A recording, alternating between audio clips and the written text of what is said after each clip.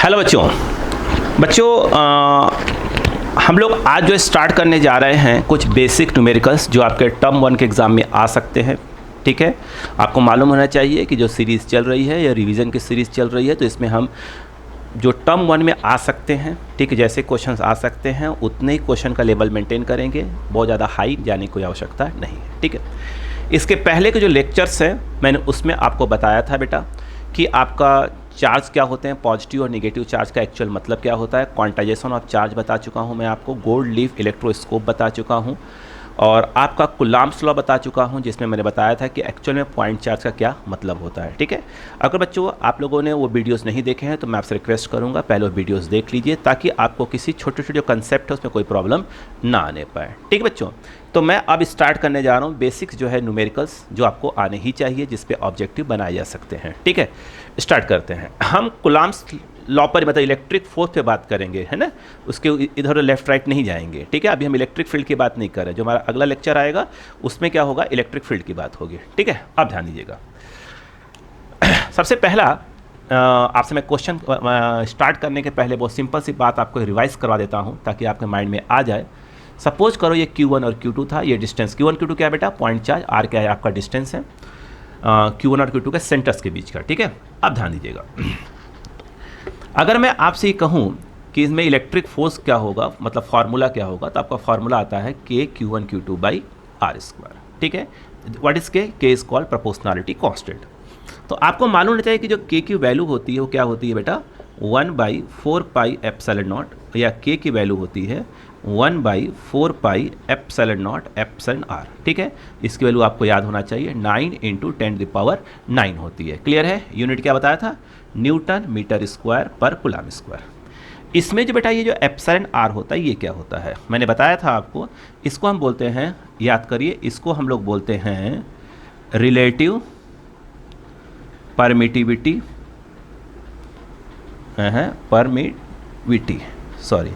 Relative permittivity of क्या है आपका, dielectric medium, relative permittivity of dielectric medium. Clear है क्या, क्लियर, रिलेटिव परमिटिविटी ऑफ क्या बताया था मैंने आपको, डाइलेक्ट्रिक मीडियम बताया। एक्चुअल में मैं आपको बताने की कोशिश कर रहा हूँ कि जो एप्सिलॉन R होता है इसकी वैल्यू क्या होती है। ध्यान दीजिएगा, एप्सिलॉन R के कोई यूनिट नहीं होती, ये यूनिटलेस होता है। अगर हम बात करें वैक्यूम के लिए, अगर वैक्यूम के लिए बात करें तो जो एप्सिलॉन R होता है इसकी वैल्यू कितनी होती है, 1। और अगर हम बात करें बेटा किसी भी मेटल के लिए यानी किसी भी कंडक्टर के लिए अगर बात करें तो एप्सिलॉन R की वैल्यू कितनी होती है बेटा, इन्फिनिटी होती है।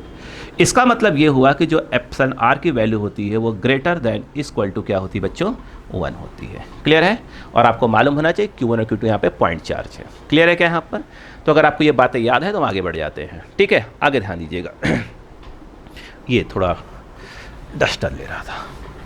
अब आप देखिए नेक्स्ट पॉइंट की हम बात करते हैं। ध्यान दीजिएगा, मैंने एक बहुत बेसिक सा आपसे क्वेश्चन पूछा, बहुत बेसिक सा क्वेश्चन, कि यहाँ पर आपके पास ये Q1 है, Q1 और Q2 का मैं साइन नहीं दे रहा हूँ, ध्यान रखिएगा, Q1 और Q2 दो पॉइंट चार्ज है, डिस्टेंस कितनी बेटा, R है। मेरा क्वेश्चन ये है कि जो फोर्स F है अगर वो अट्रैक्टिव नेचर का है, क्या है आपका, सपोज करिए वो अट्रैक्टिव नेचर का है, कौन, फोर्स आपका अट्रैक्टिव नेचर का है, तो मेरा क्वेश्चन ये है आपसे, तो Q1 Q2 का जो प्रोडक्ट होगा वो क्या होगा, लेस देन 0 होगा कि आपका ग्रेटर देन 0 होगा। पहले आप सोचिए, उसके बाद इसका सोल्यूशन देखना स्टार्ट करें। ठीक, ओके, तो उम्मीद करता हूं कि आपने अपना आंसर दे दिया होगा। ठीक है, अगर ध्यान दें, उन्होंने बोला अट्रैक्टिव, तो स्वाभाविक सी बात है कि Q1 क्या होगा, अगर पॉजिटिव लिया जाए तो स्वाभाविक सी बात है जो Q2 होगा वो क्या लिया जाएगा, नेगेटिव, तभी आपका क्या हो सकता है, जो इलेक्ट्रिक फोर्स है उसका नेचर क्या हो सकता है, अट्रैक्टिव हो सकता है। ठीक है, यहाँ पर सोचने वाली बात क्या है, अगर मैं आपसे कहूँ कि Q1 × Q2 निकाला जाए क्या होगा बताइए, ये पॉजिटिव है तो ये आपका पॉजिटिव है, सेकंड वाला क्या है आपका नेगेटिव, और पॉजिटिव इंटू नेगेटिव स्वाभाविक सी बात है नेगेटिव आता है। नेगेटिव मतलब क्या कि Q1 × Q2 is less then क्या होगा, 0, यानी आपका जो फर्स्ट ऑप्शन है वो क्या होगा, सही होगा। ठीक, पहला क्वेश्चन क्लियर हो गया। सेकंड क्वेश्चन, यहाँ पे यदि मैं आपसे कहूँ, बहुत बेसिक क्वेश्चन की बात कर रहा हूँ बेटा, सपोज करो Q1 मैंने आपको ले लिया है +3 माइक्रो कूलम चार्ज और Q2 ले लिया है मैंने -2 माइक्रो कूलम चार्ज, और जो डिस्टेंस है सपोज करिए मैं समझाने के लिए लिया है 3 सेंटीमीटर। मैं आपसे पूछ रहा हूँ find electric force between Q1 and Q2। आपने सॉल्व करना चालू कर दिया। तो आप जनरली करें क्या कि इस माइक्रो कूलाम को पहले कूलाम में चेंज करेंगे, ठीक है, और जो आपका सेंटीमीटर दिया उसे मीटर में चेंज करेंगे। इन्हें करेंगे। अब सुनिएगा, मैं इसका ट्रिक सिखाता हूँ आपको। क्या फॉर्मूला होता है? 9 × 10 की पावर। अच्छा, Q1 और Q2 के बीच में अगर कुछ बोला नहीं जा रहा तो हम सपोज कर चलते हैं क्या होता है, वैक्यूम होता है, ठीक है। यहाँ पर देखिएगा 9 × 10 की पावर 9, यहाँ पर Q1 Q2 by R²। Q1 और Q2 सपोज कर किस में दिए हैं? माइक्रो कूलाम में दिए हैं। आप क्या करते हैं उसको? पहले आप कूलाम में चेंज करते हैं। तो क्या करेंगे आप? Q1 × 10⁻⁻6 कूलाम में चला। Q2 भी आपने माइक्रो कूलाम में लेकर रखा है, ठीक है। तो Q2 × 10⁻⁻6 अपॉन R सेंटीमीटर दिया है, मीटर में चेंज करें तो R × 10⁻⁻2 ये मीटर में चला गया। यहाँ पर देखें तो ये 9 × 10⁻9 Q1 Q2 बाई R² पर साइड में कर लीजिए। तो Q1 Q2 बाई क्या हो गया? R²। ये 10⁻⁻6 10⁻⁻6 -2 × 2 -4, यानी फाइनली सॉल्व करेंगे तो ये आएगा 10⁻⁸ आ जाएगा। ये क्या होगा? 9 - 8 कितना बचेगा? 10, यानी ये हो जाएगा 90 इंटू क्या हो जाएगा? Q1 Q2 by R²। मैं कहने की कोशिश ये कर रहा हूँ कि यदि आपको जो आपका चार्जेस है वो माइक्रो कूलाम में दिए हों और डिस्टेंस आपका सेंटीमीटर में दिया हो, और यदि आपसे इलेक्ट्रिक फोर्स पूछ रहा है तो आप ये फार्मूला नहीं यूज़ करके ये वाला फार्मूला यूज़ करिए, ठीक है। उससे क्या होगा कि आप ऑब्जेक्टिव को जब क्वेश्चन सॉल्व कर रहे होंगे आपका टाइम बच जाएगा। 90 इंटू Q1 Q2 किस में रखा जाएगा? डायरेक्ट 3। Q1 की वैल्यू 3, Q2 की वैल्यू कितना? -2। नहीं बेटा, सिर्फ क्या लिया जाता है? मैग्नीट्यूड लिया जाता है। तो सिर्फ क्या लिखा जाएगा? 2 अपॉन R²। R कितना दिया बच्चा मैंने? 3।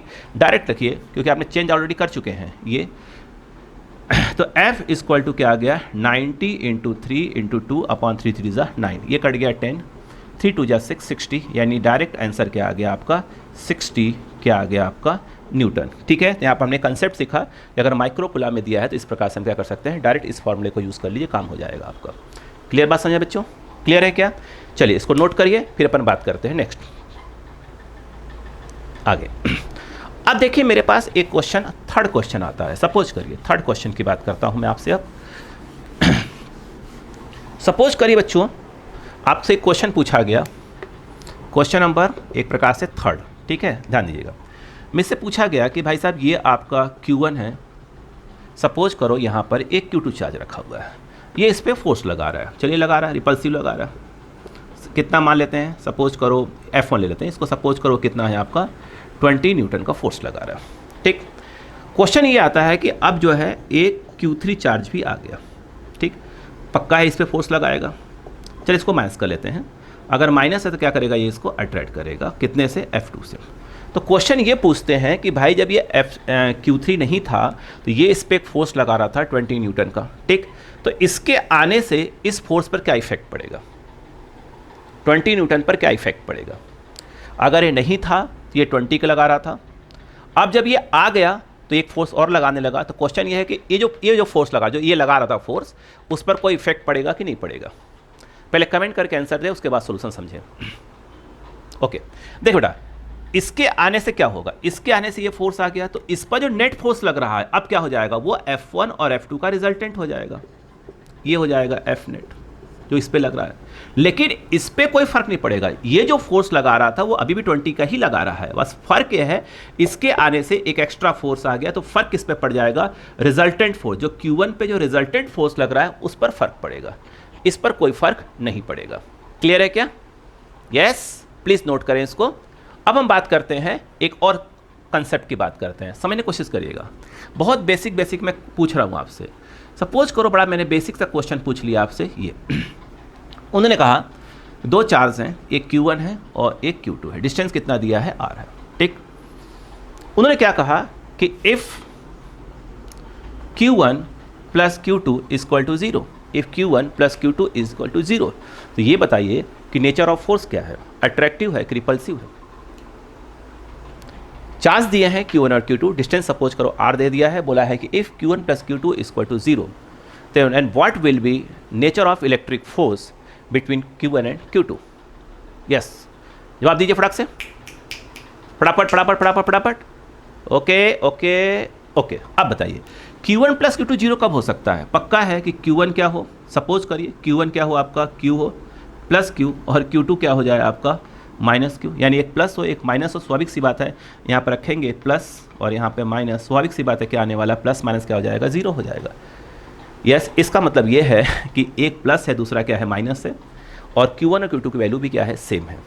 यानी इसका मतलब ये है कि जो नेचर ऑफ फोर्स होगा F वो कैसा होगा आपका, बोले बेटा, वो आपका क्या होगा, अट्रैक्टिव नेचर का होगा। क्लियर है क्या यहाँ पर? यस, सेम यही क्वेश्चन ऐसे पूछ सकते थे कि if Q1 minus Q2 equal to 0 then one will be nature of electric force.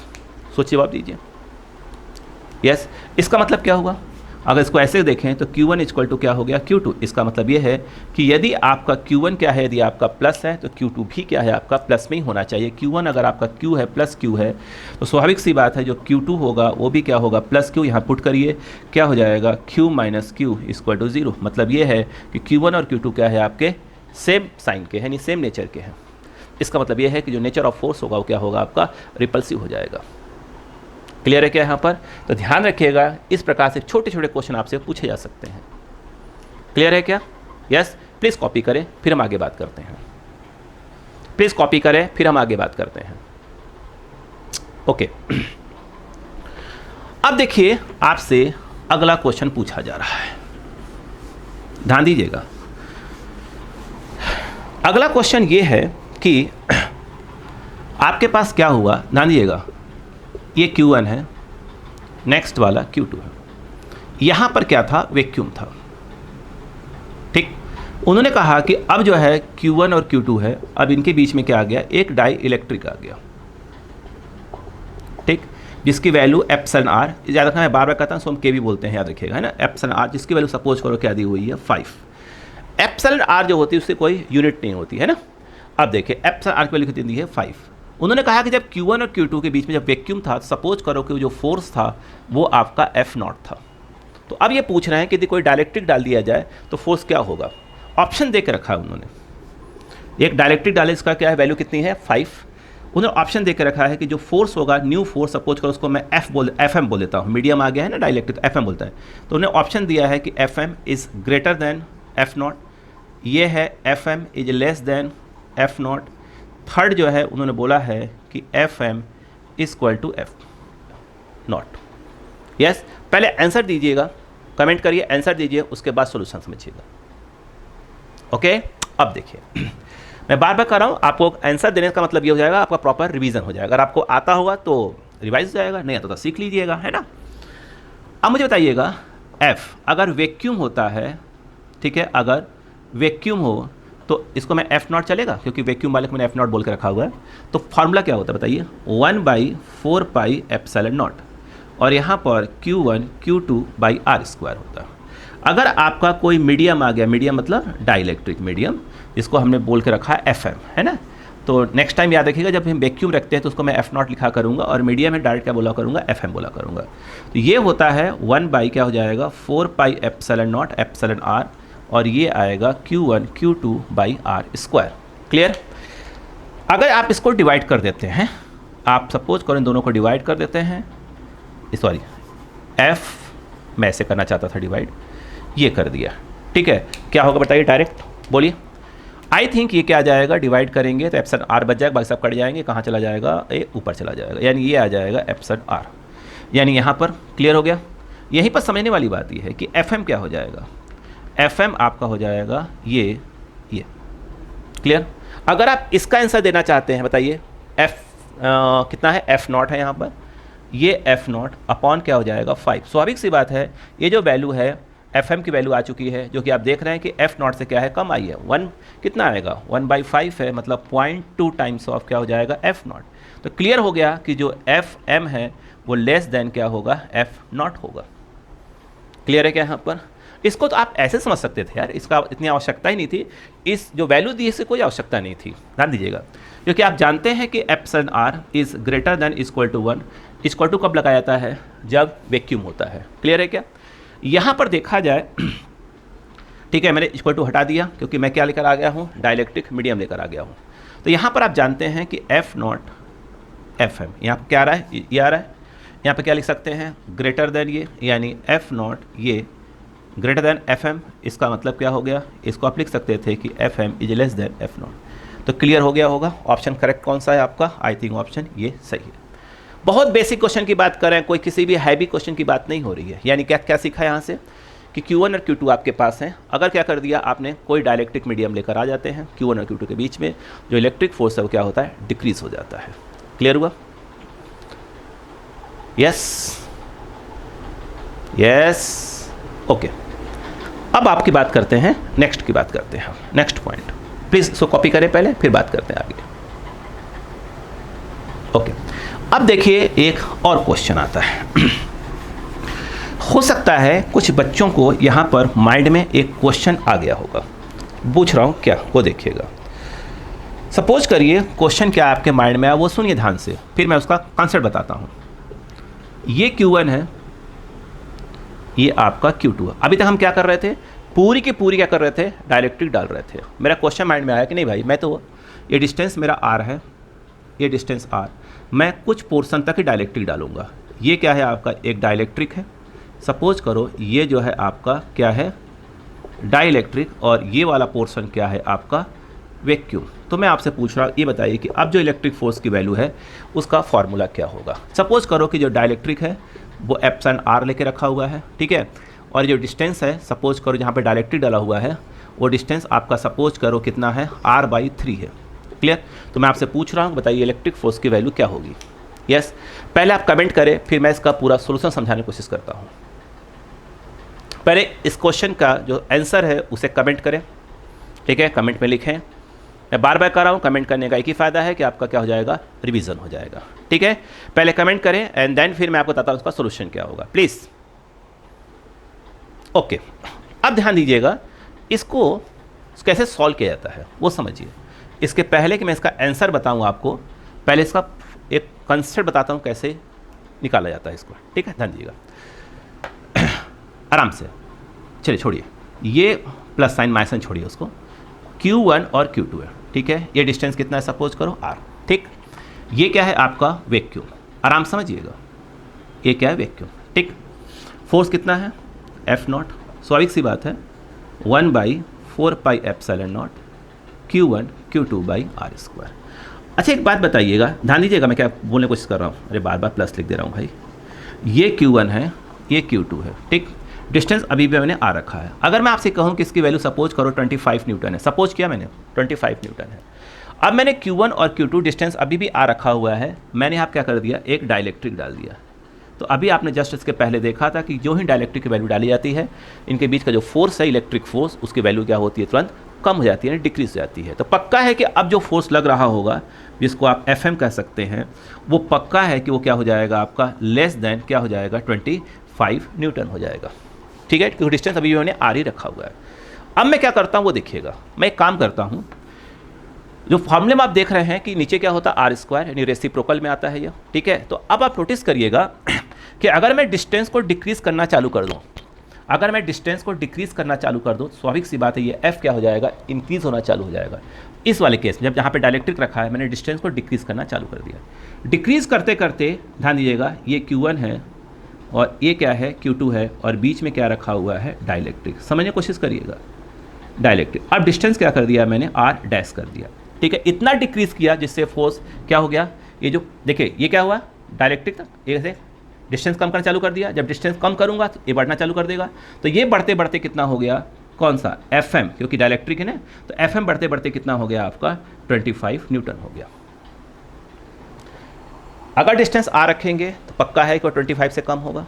Yes, मैं चाहता हूं कि मीडियम डायलेक्ट्रिक वही का वही रहे, ठीक है, लेकिन इसको डिस्टेंस को अगर मैं कम करूंगा, डिस्टेंस कहाँ है, नीचे है, पक्का है डिस्टेंस कम करूंगा तो F क्या होगा, इंक्रीज होगा। इतना कम किया कि कम करते करते क्या हो गया, 25 के क्या हो गया, बराबर हो गया।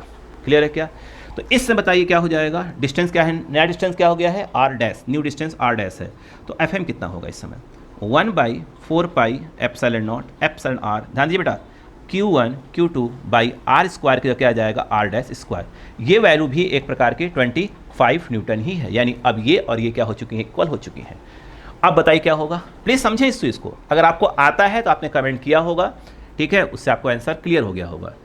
अगर दोनों को इक्वल करेंगे, इक्वेट कर दीजिए, तो 1/4πε0 Q1 Q2 by R square equal to क्या हो जाएगा, यहाँ पर देखिए ये क्या है, बीच में कहाँ से आ गया, ये इक्वल टू कहाँ से आ गया भाई, ये जो है 1/4 pi epsilon naught epsilon R Q1 Q2 by क्या हो जाएगा आर डैश स्क्वायर। काटना चालू कर दीजिए, ये पूरा कट जाएगा। ये देखा जाए तो क्या बचेगा, आई थिंक यहाँ पे 1/r स्क्वायर और यहाँ पे एप्सिलॉन आर डैश स्क्वायर, इसको पलट दीजिए, क्या हो जाएगा R square equal to epsilon R dash square. Therefore R equal to क्या हो जाएगा एप्सिलॉन आर अंडर रूट में और बाहर क्या हो जाएगा आर डैश। यह एक रिलेशन आया, यानी किया क्या आपने, देखिए ये आर कौन सा है, जो वैक्यूम का डिस्टेंस है, आर डैश कौन सा है बेटा, जितने में डाइलेक्ट्रिक है। क्लियर। तो आपने किया क्या, इन दोनों में क्या कर दिया है, एक रिलेशन निकाल लिया। ठीक है, क्या कर दिया, एक रिलेशन निकाल लिया। इस फॉर्मूले को पहले समझ लीजिए, फिर मैं इसका आंसर देना चालू करता हूँ। ठीक है, ध्यान दीजिएगा। अब चलिए इसका आंसर देते हैं आपको। ठीक है, इसका आंसर देते हैं।